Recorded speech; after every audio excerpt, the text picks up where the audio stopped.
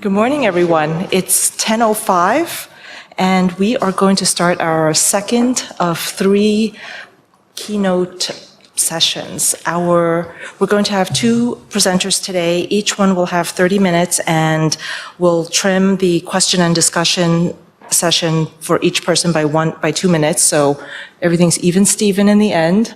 Our first presenter is Andreenkova from the Institute for Comparative Social Research, and her talk is titled Public Views on Economic Fairness and Welfare System in Russia and in Europe. Thank you, Anna.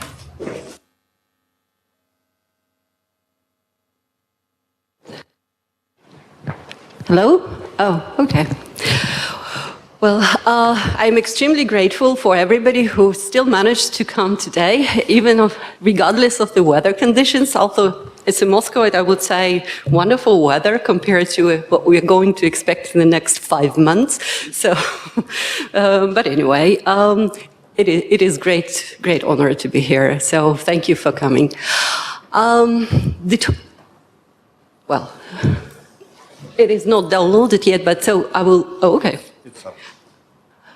The short introduction why I took that topic and why I'm talking about that. Generally, the institute which I'm working with is mostly specializing on comparative surveys on the territory of post-Soviet Union in different countries.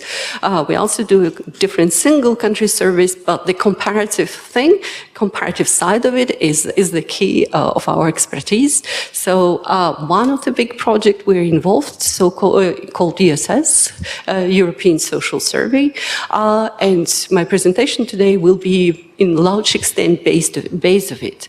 But generally, the topic itself, the fairness, or sometimes in the literature, it's also the term justice is used. Some people differentiate it, some people not, depending on the emphasis on judicial part or not, or social part.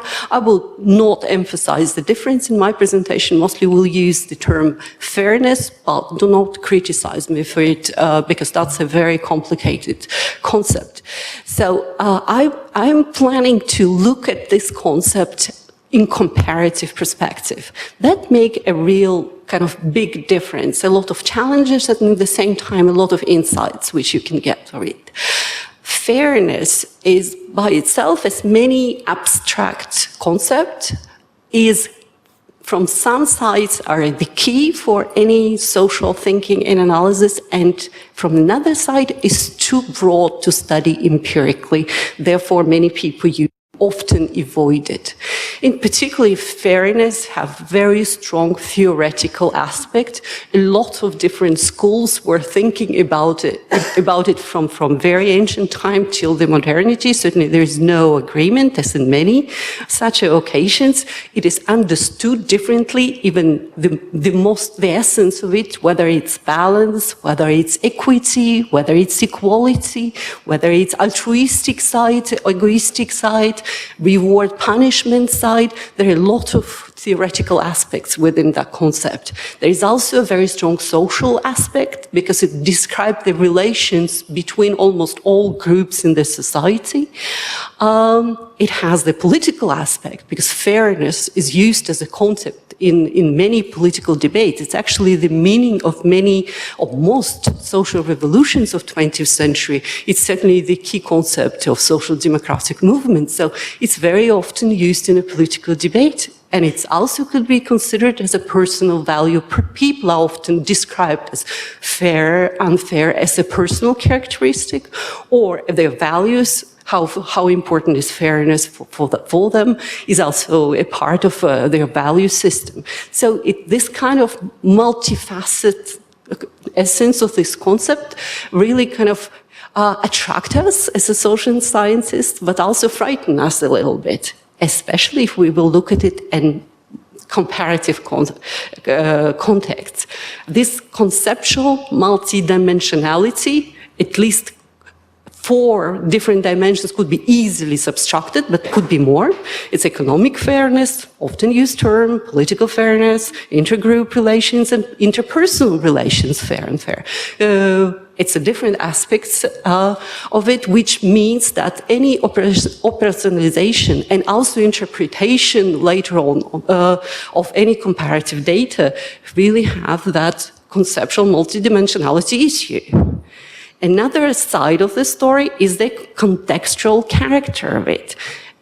When we thinking about empirical measuring of fairness, we think that it is the rating of the current status. And it is done within a very particular social context, judicial, political, social, moral. It's very related to institutions. So it means that cross-cultural comparability on the measurement level is really a key issue. Even there is some claims you cannot compare it at all, and you cannot have the reliable data on that issue, which is also, well, possible way of looking at it. There is a third aspect, methodological aspect, which I would emphasize from the beginning. It's evaluative character of this concept. So it's not only a rating of the status, it's also evaluative side of it. When you judge anything, any relations as social position of particular group as fair or unfair, you immediately refer to some reference point. And this reference point can be very different in a particular context, in a particular country, and even in particular time. And we will see it in the data. Comparison points could be different. It could be the achieved status, it could be salient other, it could be general social atmosphere. Everything is, well, as I described in Patricia yesterday, Moscovites thinks everything what is going on right now is wrong by some reasons, so we generally intend to be critical to any innovations in only, well, very difficult accepting anything, including flowers or whatever is put in the city. So, and actually the semi-objective or perceived as objective risks and violations of fairness compared to the past of ideals. So there are a lot of different reference points which can change over time. So the time variability of the perception of fairness could be pretty big, which also kind of limit our possibilities for cross-national comparisons. So what can we do about that? Not too much in the current moment, but the practice which is used right now, more or less, in a large-scale comparative service is, well, solve the issue of multidimensionality by subtracting particular dimensions and not looking at the concept overall, but concentrate on a particular dimension. For example, on economic inequality, we've heard yesterday the examples of ISSP 2009, which explore these topics. There is particular service, a comparative service, looking at different discrimination, social exclusion things. About the judicial fairness, I give the example of, again, I am talking only about large-scale comparative projects because there are also certainly a lot of work done on national basis in different countries on these issues. But from comparative perspectives in surveys based on population data, the number of information is much more limited. So another way of solving contextuality problem is to limit the number of objects which you observe, countries or cultures, whatever it is, the unit in your comparative analysis. That helps to decrease contextual variability, or you purposely select so-called most similar cases. There's such a strategy in comparative surveys. Again, the purpose to decrease contextuality. But in the recent times, the number of objects of analysis, countries in the comparative service, as we always know, growing exponentially. We even have global surveys. Well, they're not still entirely global, but still it covers enormous amount of objects, and variations between countries are very high. there is also an attempt to use the more integrative approach to study fairness, so to study it across domains and trying to subtract the meaning of fairness from it rather than as a big normative framework, rather than studying the particular sides of it. Well, but usually it's only single countries projects. Right now it's, as far as I know, it was not tried on comparative data, but definitely there is ideas and directions in this respect. So the study I will talking about, ESS, European Social Survey, actually select the approach which I described before, is subtracting the particular dimensions and study it separately. And then trying to accumulate them already later on the analysis stage. So generally ESS, as you know, is a comparative European project based on national surveys of general population 15 plus in most European countries. The purpose is all European countries, but it just depends on the administrative conditions. It's run every 2 years and have the core model, which is a questions which included in the all rounds of the survey to have the time trend, and also rotating modules to explore some particular topics in more in-depth without usually the time comparisons, or sometimes just do it as cross-nationally, repeating it after a few years, but it's not really time series. So exploring fairness in ESS is mostly based on that rotating modules idea. So there were a module in 2008 devoted to economic equality and economic fairness, which I would show you a little later. Then in a later round, there were modules which you may be interested in judicial domain of the fairness and perception of judicial justice in different European countries. There were a module devoted to political fairness, democracy, understanding of democracy, evaluating of different sides of democracy, and fair treatment of people in the political sphere, democracies, fairness in the relations between generations, age discrimination, solidarity between generations, so fair relations between these kind of groups based on age. And they were modeled about ethnic, fair, unfair ethnic relations, social exclusions of different groups, including migrants.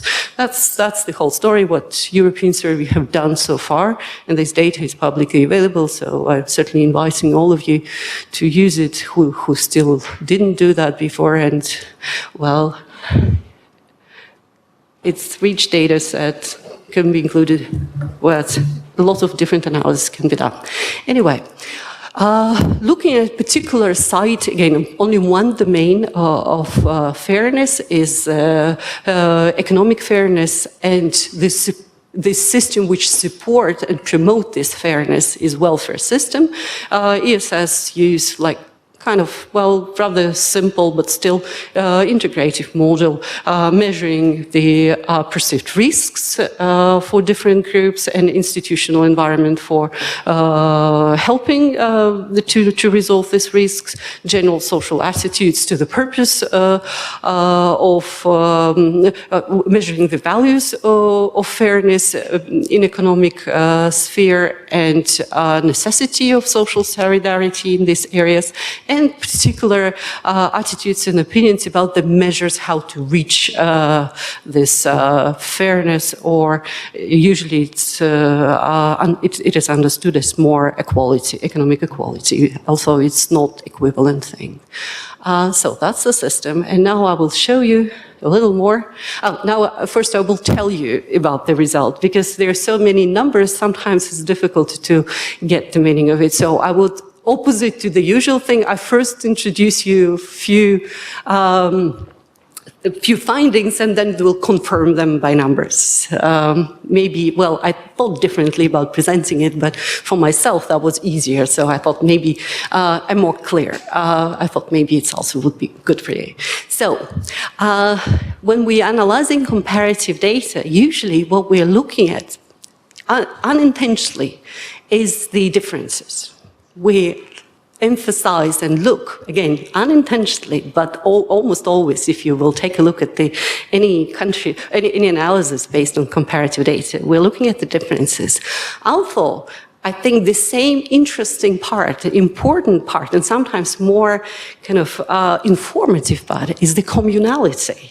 So I would start with a common thing. Europe is a very, very diverse region in terms which in terms which are important for us. It has very different social welfare systems, and countries past have very different historic experience coming to forming this welfare system. But regardless of all these differences, we see a very, very high communality. Almost we can call it European universal view that fairness, which is understood as economic equality, is a very high, important social goal. Actually, their societies is trying to reach. The success of these efforts are different and evaluated differently, but as an ultimate goal, the higher economic equality is the universally adopted and accepted by Europeans in all countries, regardless of the political economic system currently or their past. More than that, currently, most Europeans already kind of have the consensus, the agreements about the acceptance of necessarily of equality, not only the fairness, but equality in many aspects. First of all, it's in judicial and political rights. More than that, this kind of rights, again, not everywhere reached, but already considered as absolute must and undebatable purpose, again, of government efforts and all social system efforts. So we do see that there are a lot of similarities between European countries in the purpose which society put in front of the different institutions in reaching higher social equality and, in this respect, fairness. But where the differences lies is, well, one thing is obvious in actually implementation of the policies and the effect and the result of it. The differences between countries are huge, but also in the existence or inexistence of the consensus about the tactical thing, about the strategies, how to reach the goal of higher economic inequality in the countries. Here we have huge variations between countries, but also within countries. So we can claim, and I will confirm it by numbers, but till now, a lot of conflicts regarding the welfare system in Europe arised from the lack of strategic agreement in the society, not about the purpose, but about the means, how to reach the higher, equal, and in this respect, fair societies. So, take a look at numbers. Okay. I will very briefly, because it doesn't, well, it's pretty obvious, show you that reduction of difference in income, higher income equality is like very highly accepted and approved by population in all countries. And it's not all countries of ESS in the graph, it's only countries which participated in 2 rounds, because I also wanted to show that this thing is not new, it's very stable in time. Well, there's some countries where it's but in majority of countries, the time variation is very small. So, except of one country, which is Denmark, majority of populations support this idea that income inequality should be reduced. It is a little higher in some countries, lower in other countries, but generally the between country differences are not great. So it's more or less commonly accepted. And Russia is, well, we're particularly interested in Russia, so I put it in the different colors, is not particularly different from other countries in this respect, and again show very high time stability on this indicator. But who actually need to implement this policy? the obvious candidate is certainly government. It's the government's responsibility probably to implement policies to increase the social inequality.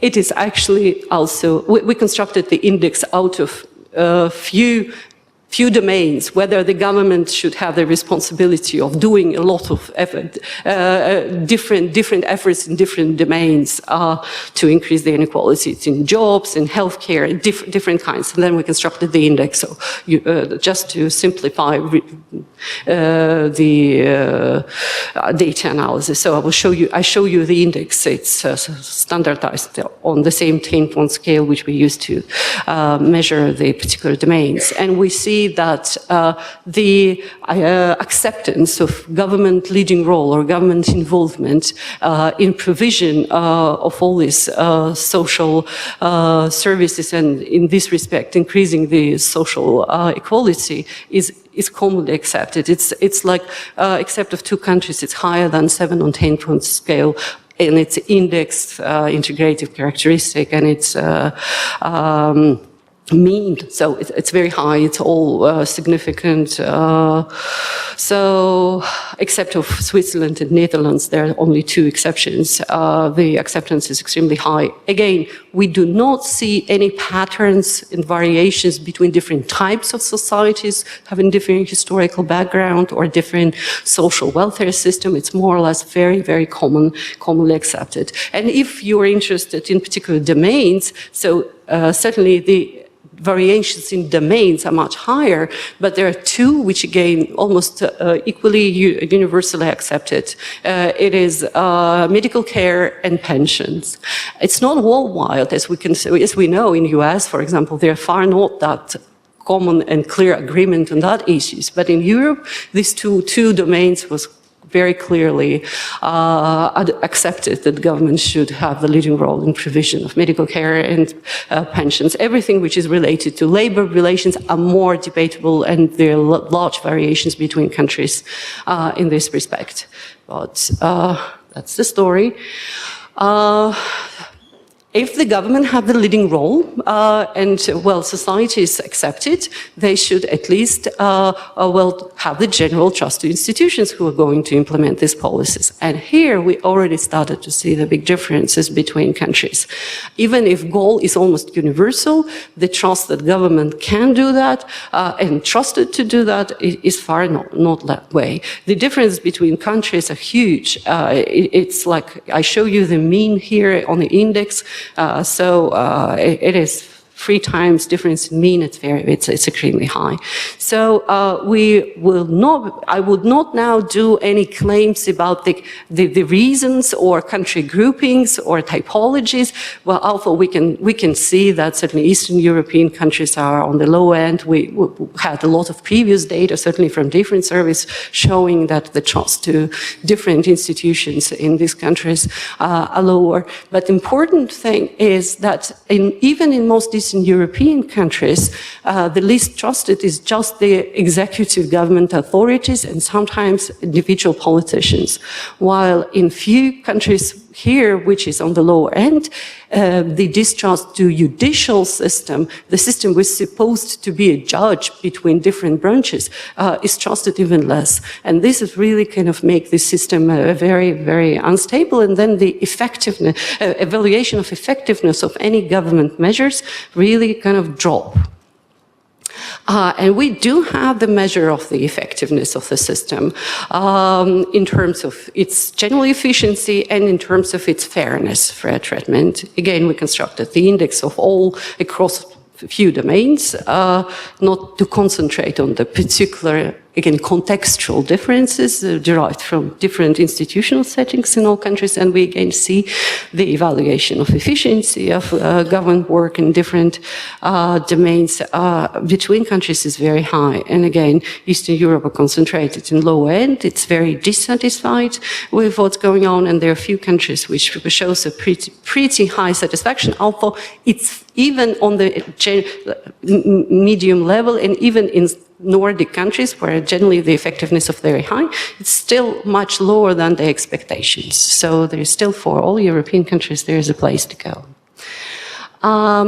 Another indicator which shows two things: effectiveness of current government efforts to improve the economic equality situation, and in the same time the evaluation of current environment is the perception of risk, different social risks for. It is measured on personal level, risks for you, and it's also measured in ESS for group level. This graph shows you the perception of risks on personal level, and again, it is measured on 4-point scale. That's even the index, therefore, numbers itself are very different from the previous one, so don't be surprised. It's not lower, it's just different way of measuring it. Again, the variations between countries is very high, and countries which measure the effectiveness of government efforts as low, evaluate the risk, which is the need for such efforts, as very high.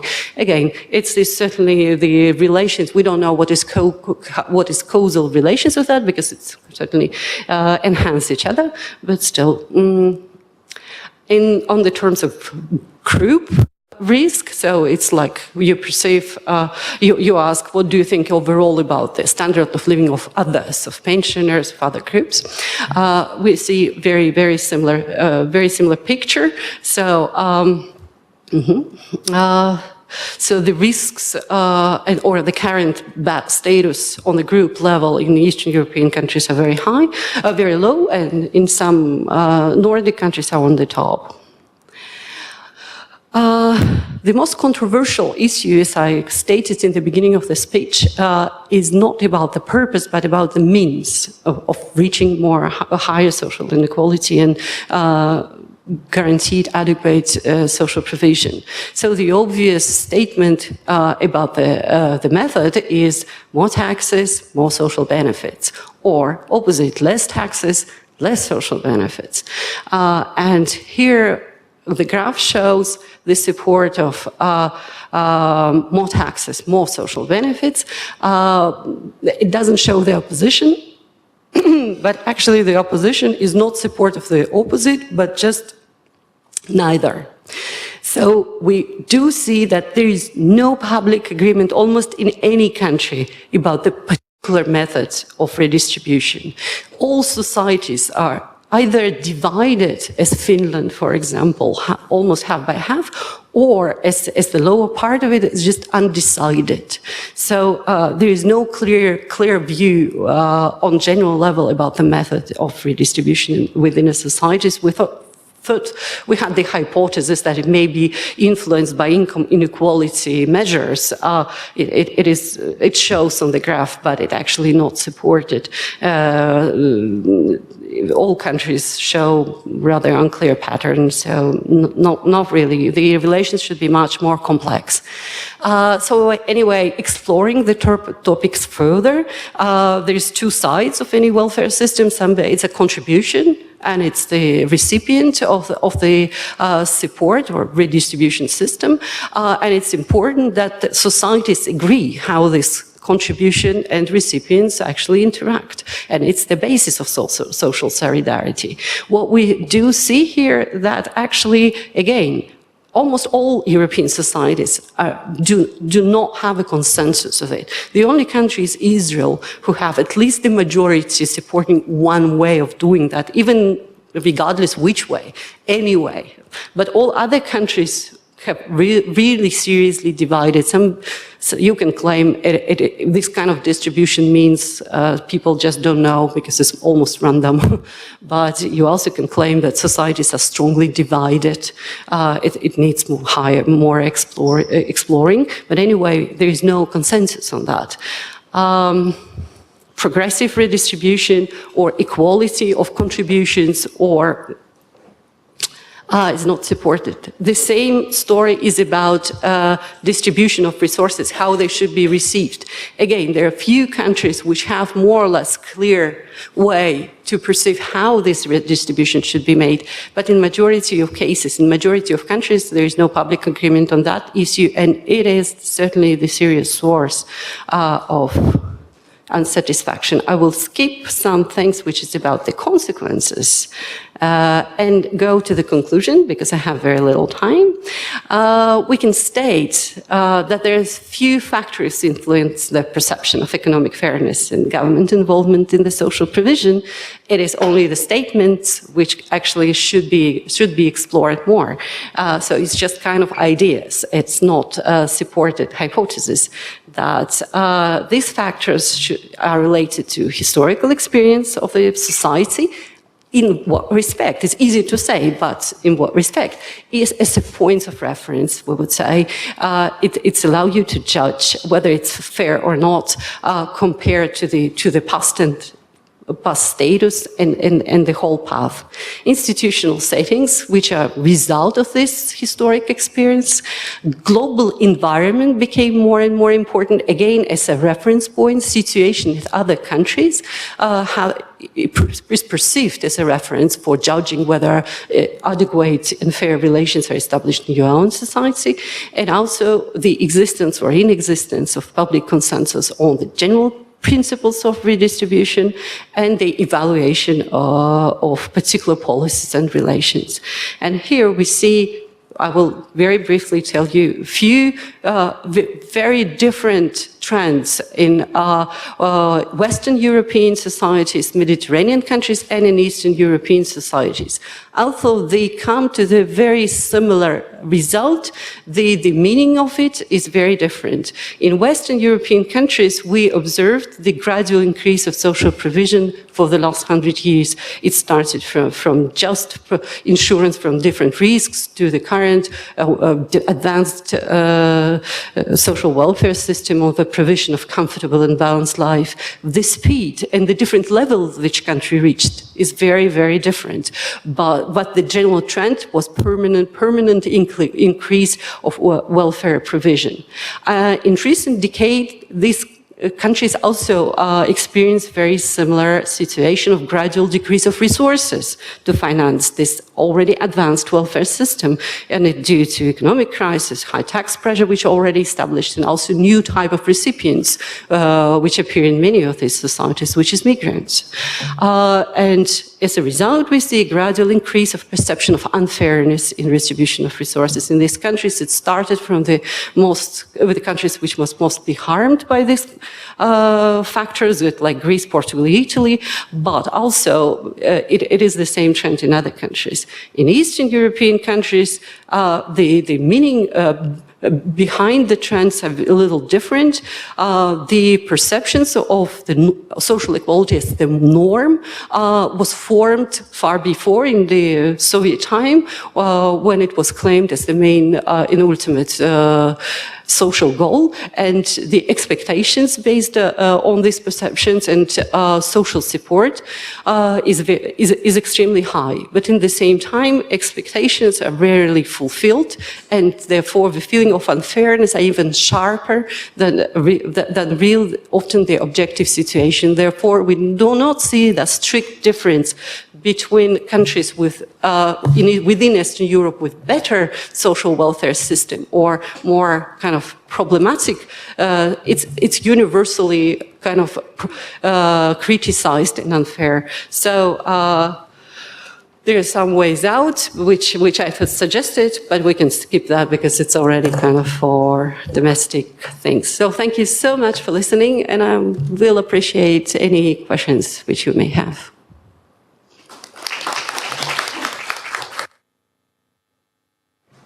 We do have time for some questions.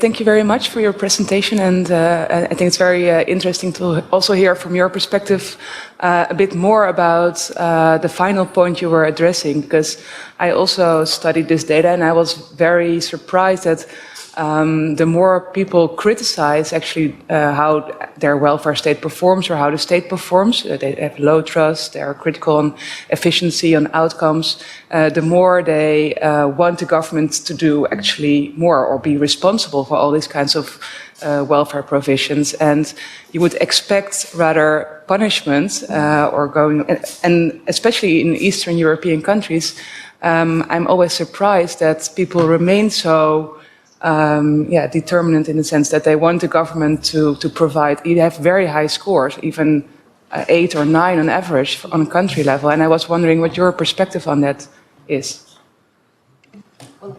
I fully agree with you. When you first look at the data, it's really mysterious. So high support of government involvement, so low evaluation of it. It's still persistent support for, my first idea, again, just the idea to explain it, would be the institutional vacuum. In the same time, what are the alternatives? In a post-Soviet countries, the role of the government in social provision is leading by definition. There is no any other institutions who can provide it, and this is one of the biggest problem of it.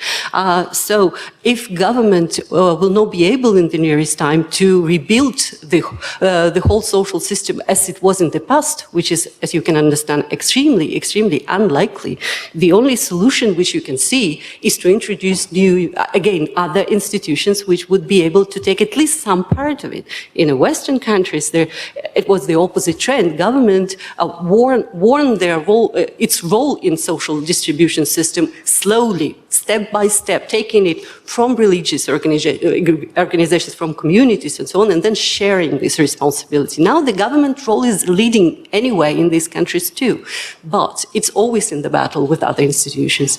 In post-Soviet countries, it's completely not the same. So I think that's one of the reasons, at least. I have a question about analysis design. If I understand it right, usually scholars who do these fairness studies, they analyze either a normative aspect, like the values, what is considered to be right or fair, or its outcomes. For example, to which extent the distribution is implemented. Do you know of any models, or maybe you implemented the analysis in your analysis, how to combine these two dimensions in a more complicated formula? For example, if 70% support that there should be more equality and distributional welfare, and then we kind of multiply by Gini index over some other thing, and then add those 30% who think, no, it should be individualistic, and like those who want to achieve more should achieve more, multiplied by another indicator, so that we kind of analyze both polar positions on those scales. Like the majority want equality, and how is equality implemented in society for them? And those who want inequality, how is possibilities for achievement implemented for them in their society? Like more complicated formula. It's not a question, it is a suggestion, which I think a very reasonable line of thinking and exploring and presenting this data. Well, I would just fully agree. That's a very, very good way of looking at it. Well, substantially, I would, there's some part which I didn't show you about the kind of again, implementation of our system, and the morale of the essence of it is that in the societies which evaluate the effectiveness of the system low, they also evaluate positive and negative consequences of the work of the system negatively, both and positive and negative. So they do not see that the current welfare system improve the economic equality or reduce poverty, but it also doesn't see the negative consequences of it, like high pressure on the macroeconomy or microeconomy on companies, or even on a moral climate, which Western society will see much better. It's just like the expectations, again, in Eastern Europe is extremely high, while the ideas how it should be actually implemented are very unsophisticated, and again, no consensus of it. So that's one of the reasons, again, of the problems which we experience. But thank you so much. It's a good way of continuing.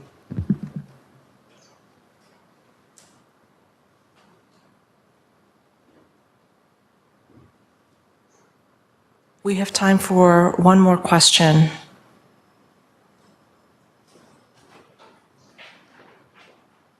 If you so choose. Yeah, please. Yes, I was wondering about another point, and that's related to the question of social spending on the one hand and increasing taxes, and on the other hand, decreasing taxes and lowering social spending. You see, I think that a lot of people are in the middle category, so that's a 10-point scale or 11-point scale, and a lot of people pick like the number 5, which is exactly in the middle. I think even 30% or something.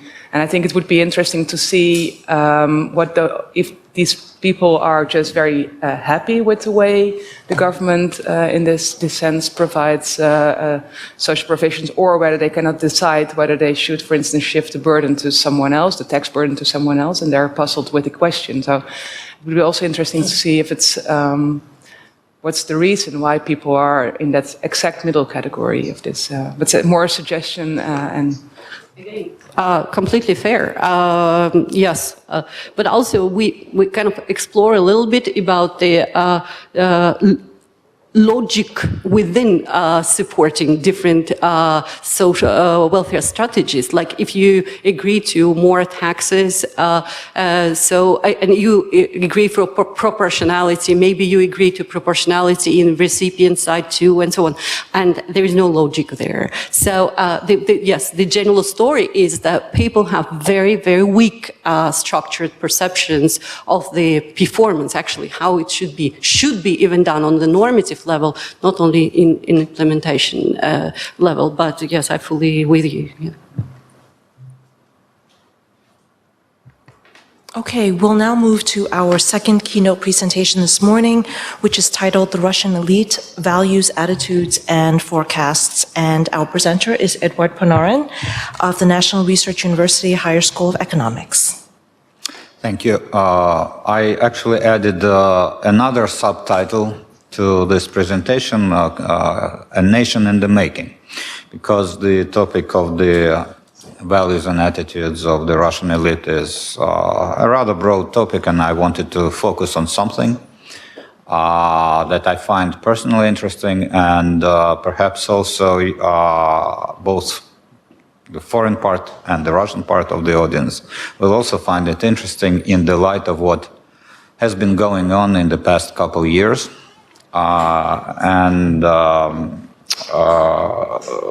Why do I call it a nation in the making? One would think that Russia is an old nation, but in fact it has, for most part of its history at least, until very, very recently, it has not been a nation state in the European sense of the word.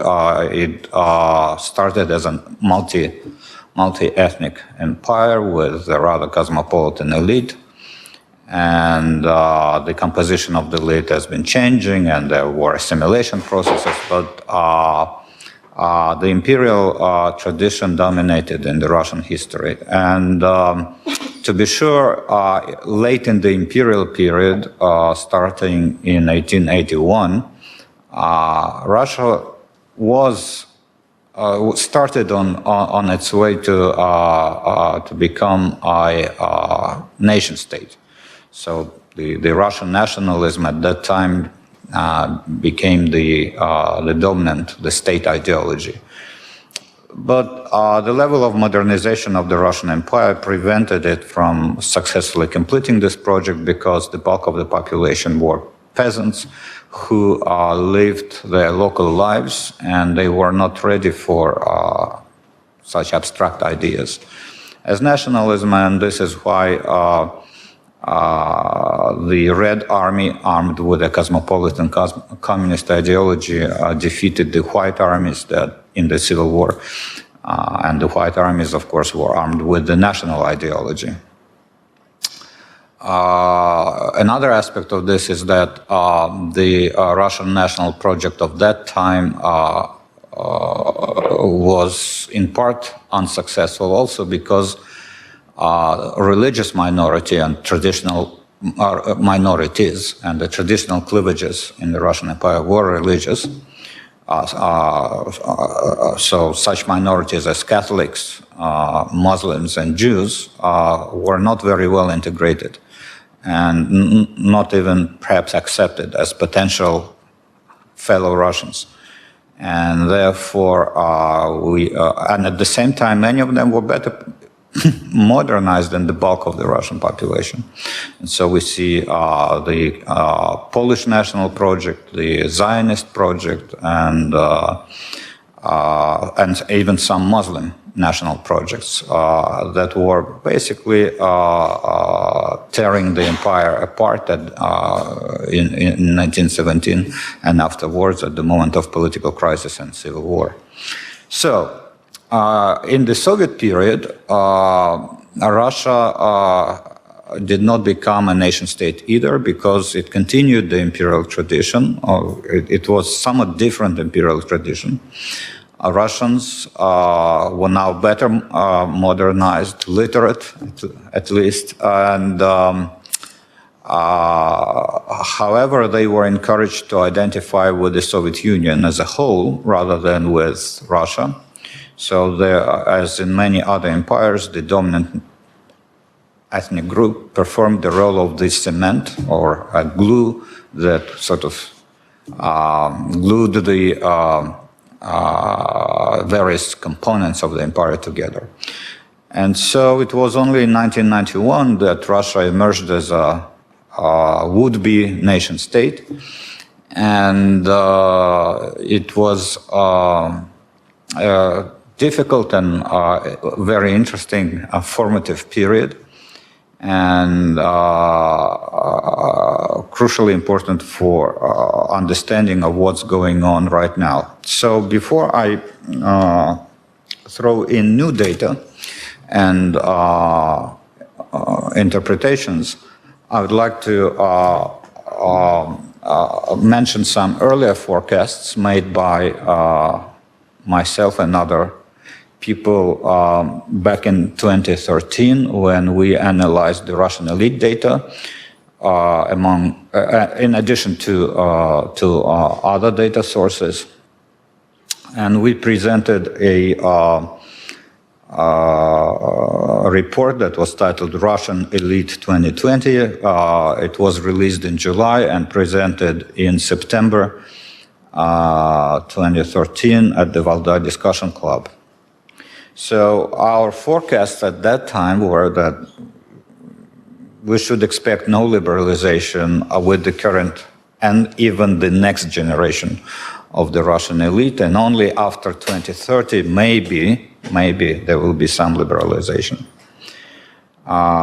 We also wrote that Russia will become more assertive and conservative, and these predictions were in part based on the fact that Russians in general, not just the elite, tend to value security and well-being over freedom and human rights. So, another old piece of evidence. This is the data representing the Russian elite in red and the Russian masses in cyan, I guess, and the data for the Russian elite is a serial survey started by William Zimmerman of the University of Michigan in 1993, Laboratory for Comparative Social Research here was a part of this project in 2012 and 2016. But this is the old data. And the data on the mass publics are taken from the New Barometer project directed by Richard Rose, and the field work was done, I believe, by the Levada Center, and the field work for the elite project was done by Elena Bashkirova. So this is an interesting graph that shows, it's most interesting, between 1993 and 1995. I should remind you that back at that time, Russia still had a honeymoon with the West and with the United States in particular.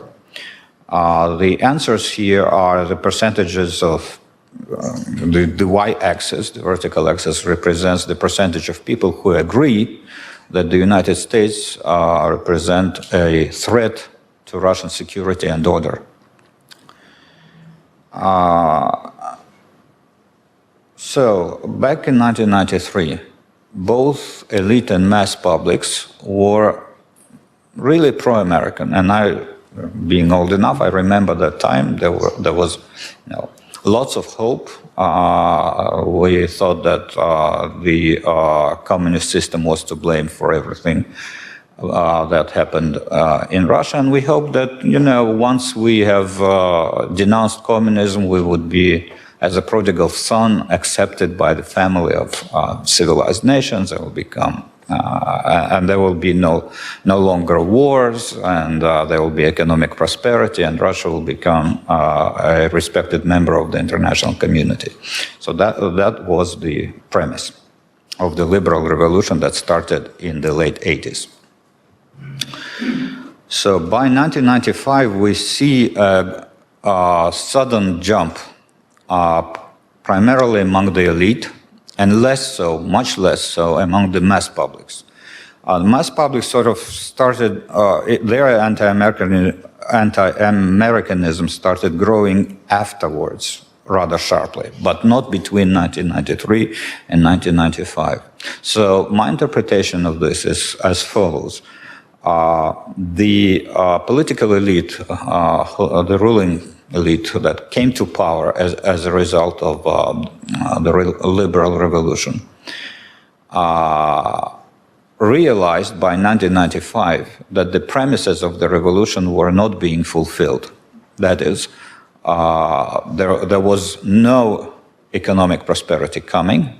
Soon that Russia's international standing is not improving, but rather deteriorating.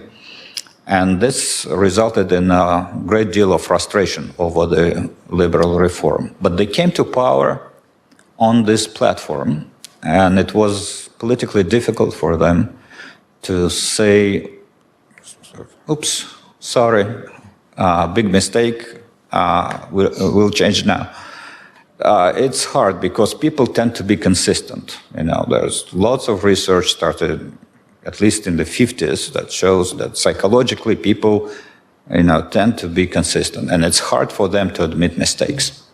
So they were hostage to their ideology, but they did experience frustration, even though this frustration was latent.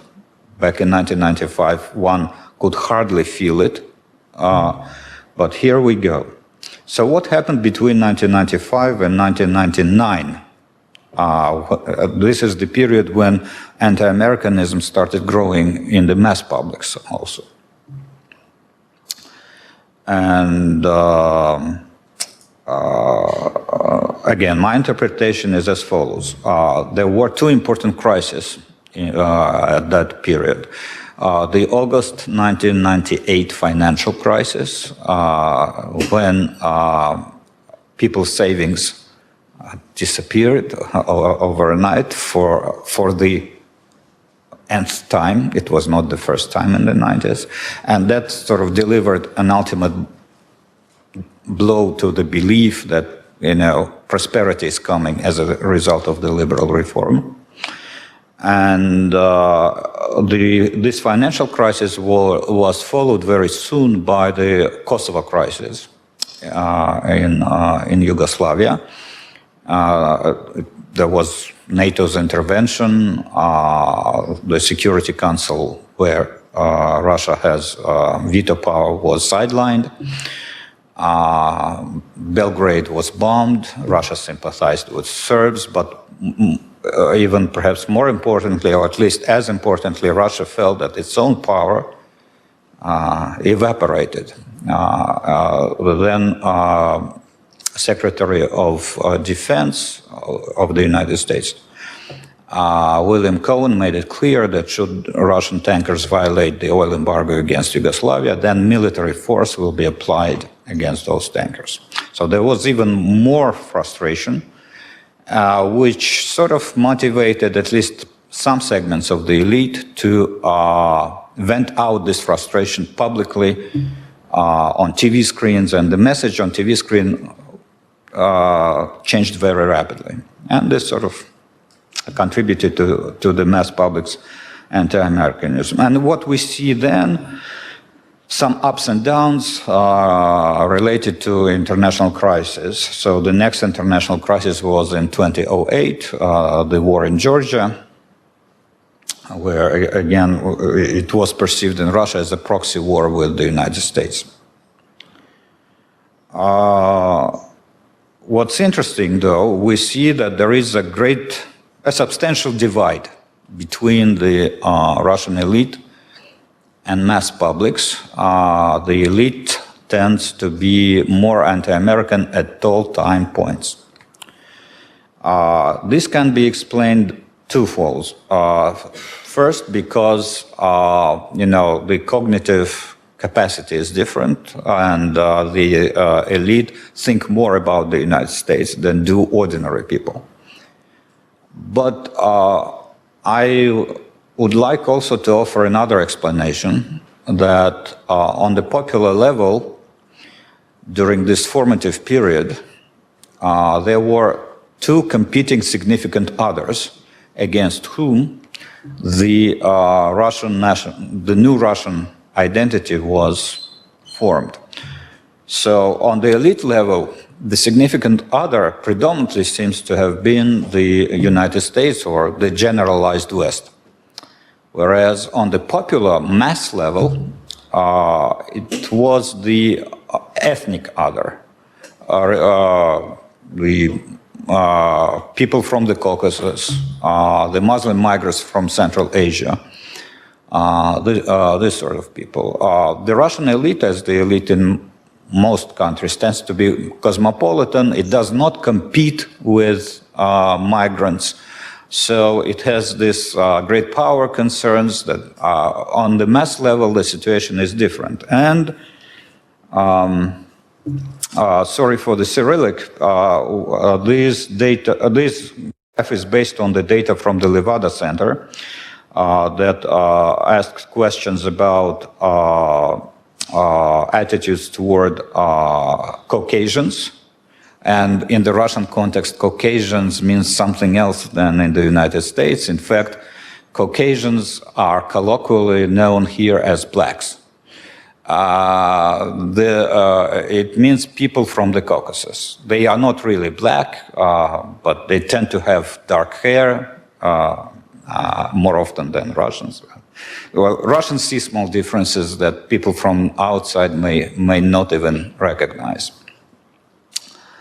So Caucasians on the one, and it's the difference between positive and negative attitude to Caucasians, and it's the bottom line, it's kind of black, and the gray line is the also difference between positive and negative attitudes towards the United States. What's interesting here, and it's sort of, I think, is a confirmation of the point that the last point I made on the previous slide, is that there seems to be a negative correlation between these two lines. Now, the variance for the United States is greater because it sort of reflects the international crisis, whereas the black line, we see a bit less variance. But nevertheless, if you calculate the correlation here, it is minus 0.46. A substantial negative correlation.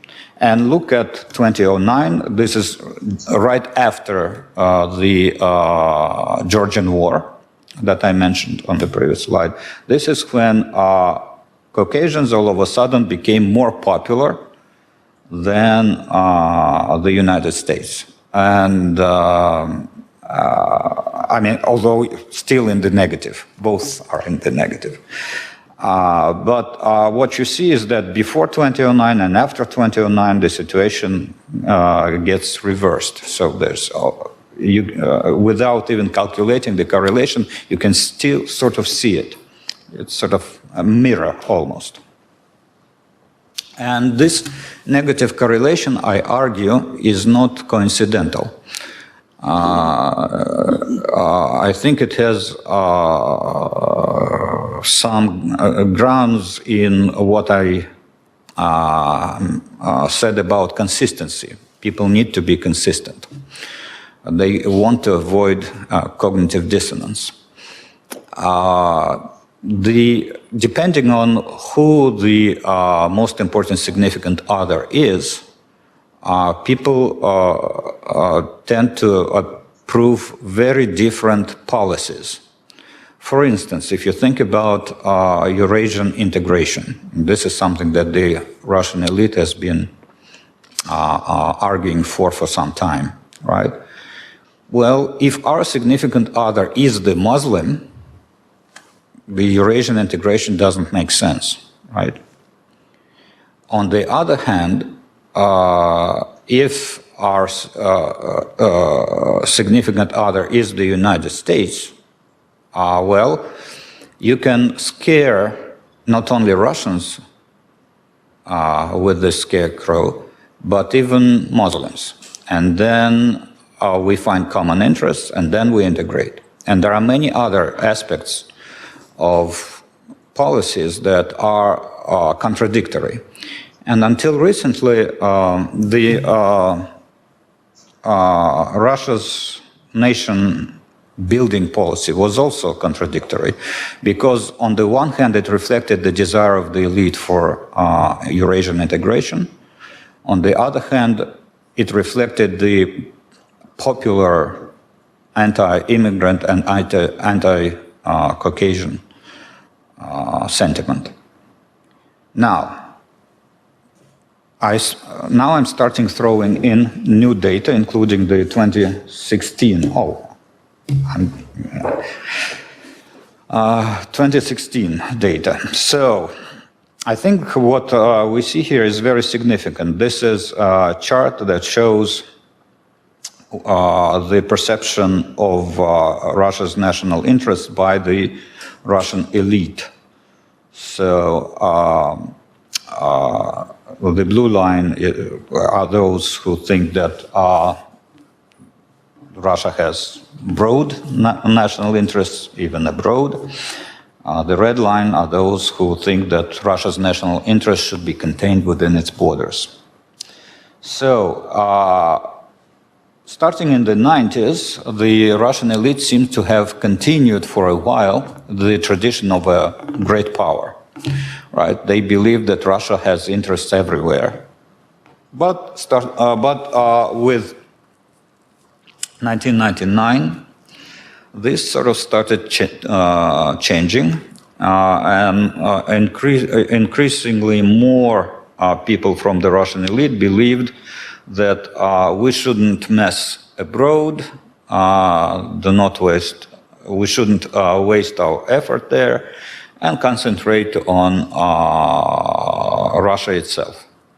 Right. So, and this was actually a very long time trend between 1999 and 2012. And by 2012, the majority of the Russian elite thought that we shouldn't mess abroad and concentrate on Russia. Right. Now, between 2012 and 2016, you see a very sharp reversal of this rather long trend. And now it's the other way around. We are back to where we were at the start, in the early 90s. We again perceive this country as a great power that has interests everywhere. And considering the negative correlation between the sort of ethnic nationalism and imperial nationalism, if you will, on the previous side, this is very significant. This means that we opt for an imperial option, which means an inclusive, broader definition of the Russian nation, but also a broader perception of Russia's national interest that is prone for confrontation with other powers. Now this is, again, the continuation of the trend.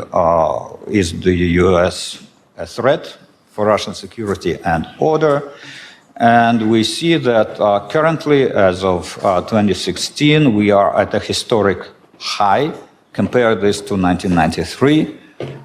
So this is a rather striking reversal of the situation. I could have included other graphs showing relations to other countries, but I didn't for the sake of time, but I believe I have maybe 5 minutes. So I will simply mention that most other countries are not perceived as this. So if you ask people, is China a threat? Is Germany a threat? A very, very small percentage agree that either Germany or China is a threat. With Ukraine, the situation is more interesting. Right at the start, Ukraine was perceived as a threat. But this was going down and down and down and down. And by 2004, very few people perceived Ukraine as a threat. And in 2004, that changed. That was the first revolution in Ukraine, the Maidan, the Orange Revolution. And then the attitude towards Ukraine follows that of the United States, but at a lower level. But the pattern is exactly the same as for the United States. So it started rather long time ago, 2004. This is another striking observation. The blue line are those people who believe that it's the economic, but not military potential that matters. The red line are those who think that military force is decisive in international relations. And back in 1993, that's soon after Gorbachev, most people thought that, of course, the Soviet Union was a great military power, but that was not the point. Its economy is stupid, and the military is obsolete, and we should build bridges with the West, and this sort of thing. And you see that the frustration was, the disappointment in the results of the reform was steadily building, the reversal of this attitude, and it is a secular trend, and it actually increased. This reversal is particularly sharp between 2012 and 2016.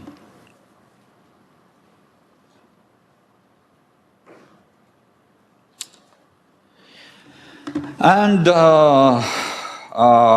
what does this mean for the future, and can we make any new forecasts? Well, I suggest that you look at this is more or less Putin's time, between 2004 and 2016. I mean, Medvedev was the president, but Putin was still around between 2004 and 2008.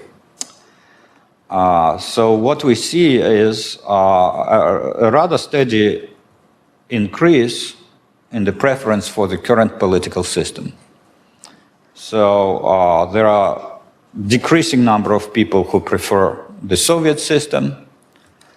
With the Western-style democracy, there are still some people, less than 20% now, but nevertheless, within the Russian elite, there are still some people who prefer the Western system. But the plurality, over 40% now, prefer the current political system. So, how do you make that distinction? What is the current political system compared to the We can take that question at the end.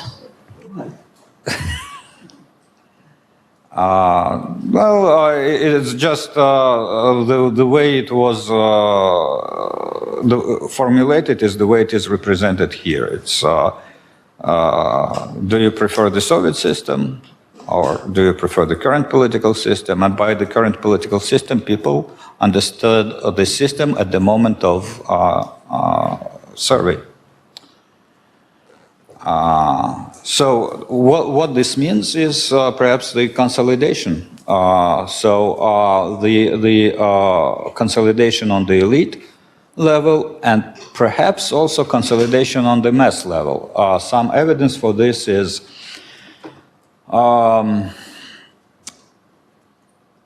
and again, this is another striking observation that I did not include on the slide, but I will relate it to you personally. In the past couple of years, due to falling oil prices and sanctions and counter-sanctions, the Russian national currency lost about half of its value. The living standards have decreased. There are more people living below the poverty line now than 2 or 3 years ago. And yet, mass surveys show that the number of happy people has increased in these 2 years. Not only people are getting happier, they live longer. Life expectancy has it's been growing before, but it continues to grow. Mortality rates are down. And this is particularly striking if you look at what happened in the late 80s. That's when, under Gorbachev, late 80s and very, very early 90s, Gorbachev increased living standards. People started buying cars. At that time, for the most of the Soviet period, very few people could own cars. And yet, the drop in the happiness level preceded the drop in the GDP per capita level, as if Russians anticipated that the worst was yet to come. And now it's the reverse. For better or for worse, rightly or wrongly, most Russians seem to feel that the country is going in the right direction. And make your own forecasts.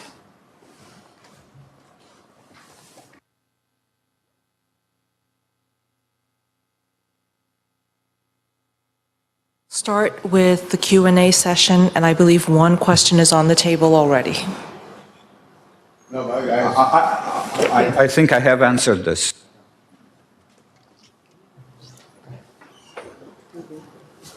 Thank you. Thank you for your very nice presentation. And actually, can I have 2 questions? The first one, Then my first question is about the definition of elite. Elite is a very complex body, both theoretically and in practice. It tend to be quite ambivalent. Who were the elite in your survey? And a quick follow-up. And the other question is really is quite different.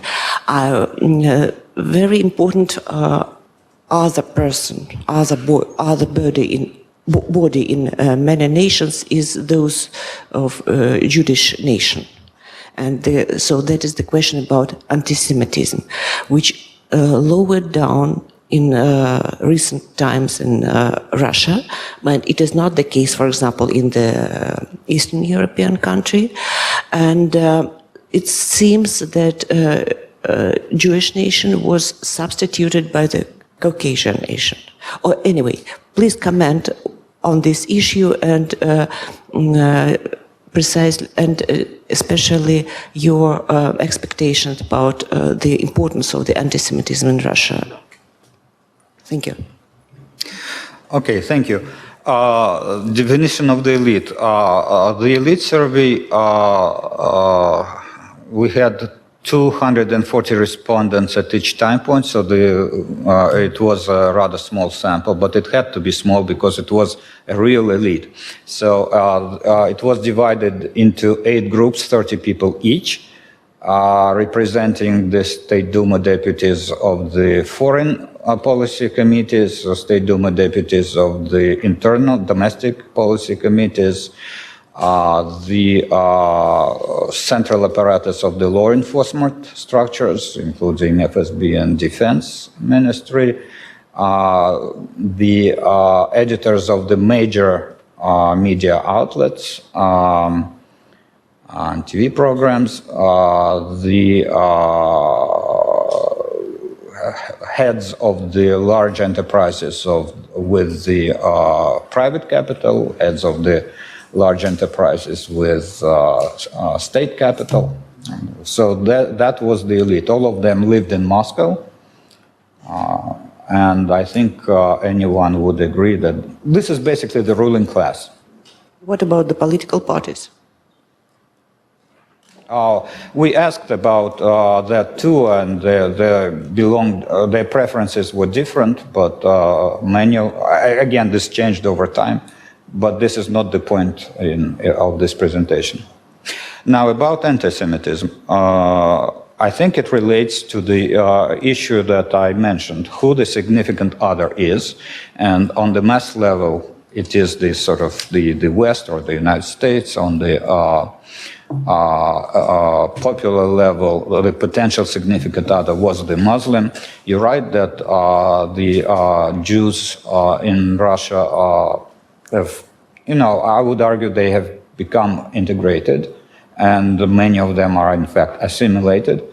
And so the situation is very, very different from that 100 years ago. This day, yes, a Muslim could potentially fill this, but it also depends on the choice made by the elite, and because I mentioned that negative correlation between the two significant others. If we opt for the United States, then we'll have less ethnic problems. Domestically, if we opt for the Muslims, we'll have more. This is the way of Turkey. By the way, between 1923 and 2003, when Erdogan came to power. So for 80 years, they were on this way. They had lots of problems with ethnic minorities. They were friends with the West. And they lost their empire. Russia still keeps a substantial part of the empire. That's the difference. There were three hands. I saw three hands. Zakarula, Neha, and then... Thank you for your speech. I had the same question. How did you define the ruling elites in Russia, and then which groups of people do you refer? And if your sample had representatives from the army? Thank you. I think I have answered the first question. These were elite were defined by their positions. So these are people who are in positions of power, right?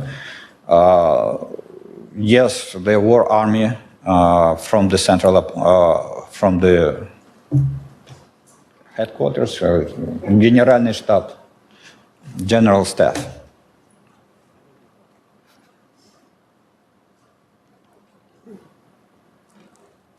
I thought you made two very interesting propositions in your presentation, and both related to anti-Americanism.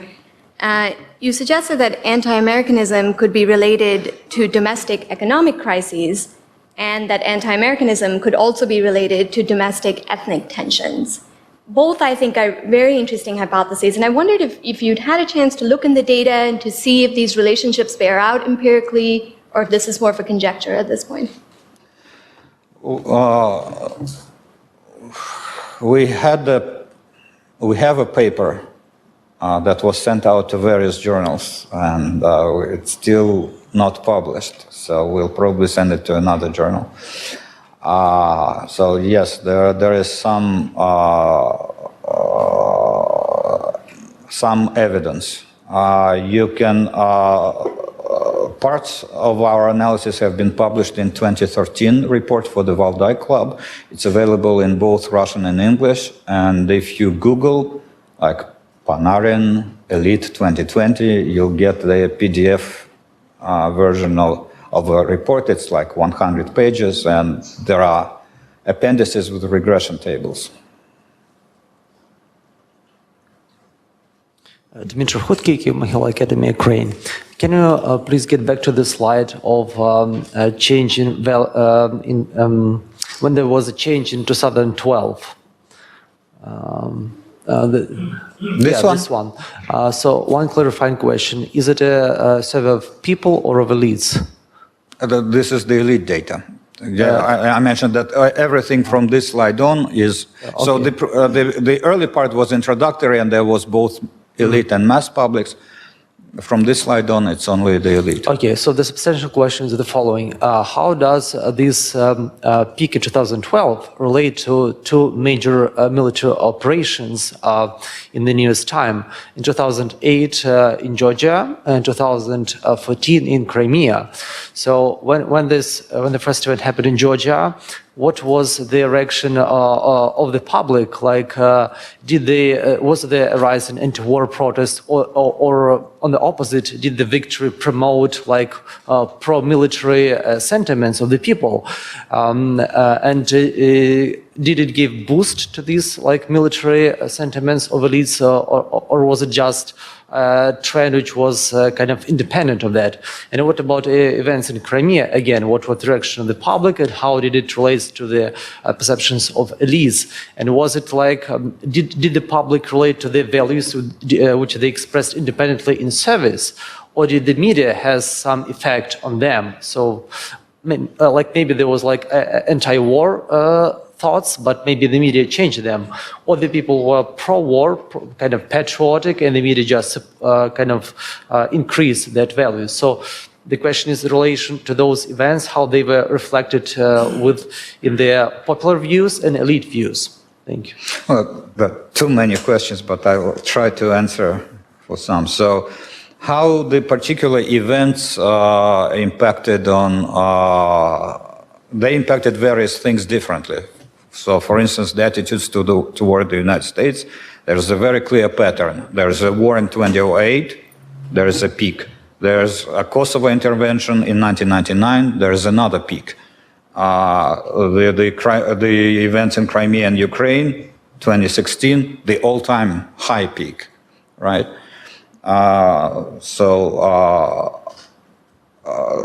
How these events and the international situation and the changing role of the United States affected people's perceptions of the war or the military force is very clear from this chart. There's a very steady increase in the percentage of the elite who think that the military force is decisive, the main factor in the international relations. So from a very peaceful agenda that we had at the time of perestroika, the end of the Cold War, and we are all brothers and all that, there was the frustration in the result of the reform led to a steady increase in the number of people who believe we should go back to the realpolitik. And at the present time, the Crimean events influenced this rather sharply. You see that the change between 2012 and 2016 is particularly sharp. So at the present time, the majority of people, for the first time, among the Russian elite, thinks that the military force is the main factor in international relations. So where there is a peak, or you can think of a peak or a counter peak, and I think this is the action of the the top level of the Russian government that is responsible for this reverse, and particularly the Crimean events. Yes. As I said earlier, we had a very long trend of, forget about foreign interventions, let's focus on Russia. This has now been reversed, and we are pretty much where we started with the fall of the Soviet Union.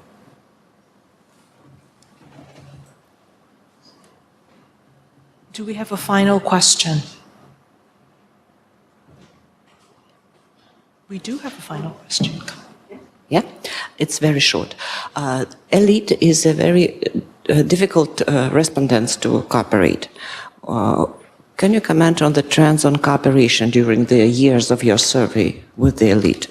Response rate, be straightforward. Yeah, the response rate is rather high, but it is because there is preliminary work, and it's sometimes based on personal connections.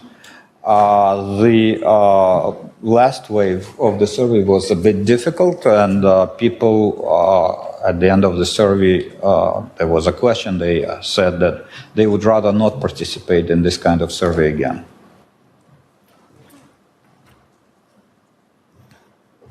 If there are no more questions, thank you to both our presenters for a very provocative set of ideas and how we could move forward. Thank you.